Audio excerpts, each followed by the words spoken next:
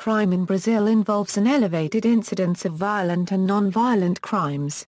According to most sources, Brazil possesses high rates of violent crimes, such as murders and robberies. Depending on what source you believe, the homicide rate is 22 or 27 homicides per 100,000 inhabitants according to either the police or the health ministry, placing the country in the top 20 countries by intentional homicide rate. It is believed that most life-threatening crime in Brazil can be traced back to drug trade and alcoholism. Brazil is a heavy importer of cocaine, as well as part of the international drug routes. Arms and marijuana employed by criminals are mostly locally produced. Homicide rates. List of the Brazilian state capitals by homicide rate, with roughly 21.8 or 27.1 homicides per 100,000 residents, muggings, robberies, kidnappings and gang violence. Brazil is one of the most criminalized countries of the world.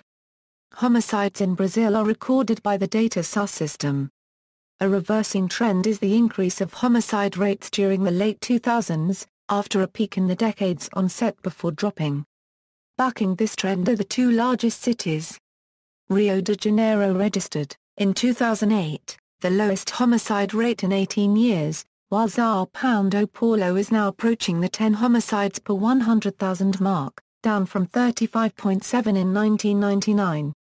A notable example is the municipality of Diadema, where crime rates fell abruptly.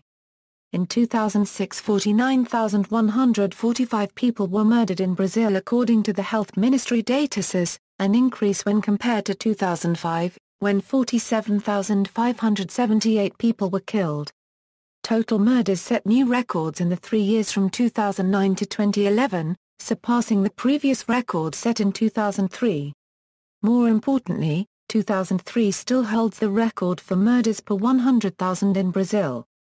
That year alone the rate was 28.9. Note that police records post significantly lower numbers than the health ministry. Petty crimes. Carjacking is common, particularly in major cities. Local citizens and visitors alike are often targeted by criminals, especially during public festivals such as the Carnaval. More than 500,000 people have been killed by firearms in Brazil between 1979 and 2003, according to a new report by the United Nations. Express kidnappings, where individuals are abducted and forced to withdraw funds from automated teller machines to secure their release, are common in major cities including Rio de Janeiro, São Paulo, Brasília, Curitiba, Porto Alegre, Salvador and Recife. Petty crimes such as pickpocketing and bag snatching are common. Thieves operate in outdoor markets, in hotels and on public transport. Gang violence have been directed at police, security officials and related facilities. Gangs have also attacked official buildings and set alight public buses. May 2006 São Paulo violence began on the night of May 12, 2006 in São Paulo, Brazil. It was the worst outbreak of violence which has been recorded in Brazilian history and was directed against security forces and some civilian targets. By May 14 the attacks had spread to other Brazilian states including Paraná, Mato Grosso do Sul, Minas Gerais and Bahia. Another outbreak of violence took place in São Paulo in July 2006. Gang violence in Brazil has become an important issue affecting youth. Brazilian gang members have used children to commit crimes because their prison sentences are shorter. As of 2007, murder was the most common cause of death among youth in Brazil, with 40% of all murder victims aged between 15 and 25 years old. Youth crime. Youth comprise a significant percentage of victims and perpetrators of crime in Brazil. Violence. There was a sample done in Porto Alegre, Brazil that focused on 1,193 8th-grade students. The results were 28% reported being mugged, 25% reported being chased by gangs, and 20% reported being threatened with physical harm. This newer study then focused specifically on youth ages 12 to 17 years old that were incarcerated at the time of the study. These youth had to have lived in São Paulo immediately before they were incarcerated, and are awaiting judicial decision, that means waiting for the judge to decide their release date. The results show two different answers. One percentage was to the youth witnessing the violence, as the other was to the personally experiencing the violence. There was a showing that girls, more than boys, had more frequently slept on the streets and been more connected with peers engaged in risk behaviors. 94% of girls, and 96% of boys had witnessed some form of violence in the year prior to incarceration. As well as, 61% of girls, and 60% of boys had personally experienced some form of violence in the year prior to incarceration. Seeing being mugged, and being threatened with harm were the two most common reported forms of violence. Over half of the youth had been victimized by violence. Delinquent youth are frequently exposed to high rates of violence. As there may be a lot of information on high-income countries, the studies being done show that the rates of violence in low- and middle-income countries are similar, if not even more extreme. Gangs in Brazil have a lot to do with street culture. This is the way that individuals deal with conflicts. Typically challenge demands an aggressive reaction to defend their reputations. If someone does not respond in this manner, they are socially isolated. The gangs in Brazil are very territorial, and focused on their illegal business. Theft and robbery bring in small amounts of money compared to narcotic and weapons sales, so it is less common for these gangs to get involved in petty crimes of theft or robbery. The gangs here are interested in harmony because they do not want any contact with the police.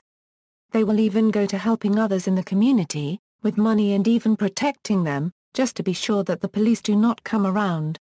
The issue with these gangs being so rich and powerful is that the children of these communities then see this and want to be involved.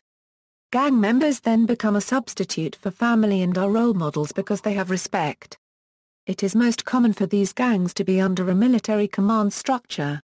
Each favela has one dono who is in charge of controlling the managers of a favela and the soldados in his territory. The latter protect the favela against other drug factions and the police. They are also responsible for taking over other favelas. The managers of a favela control the managers of the bocas.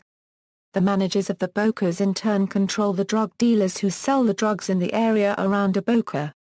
Last but not least, there are children and women who wait, like at the entrances to a favela, to signal to the others if the police or other gangs are about to enter. It is normal to join at about 10 years old, and by 12 years old to carry weapons.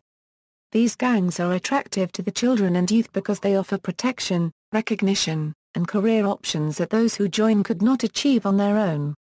Favelas are now often controlled by juveniles and young adults.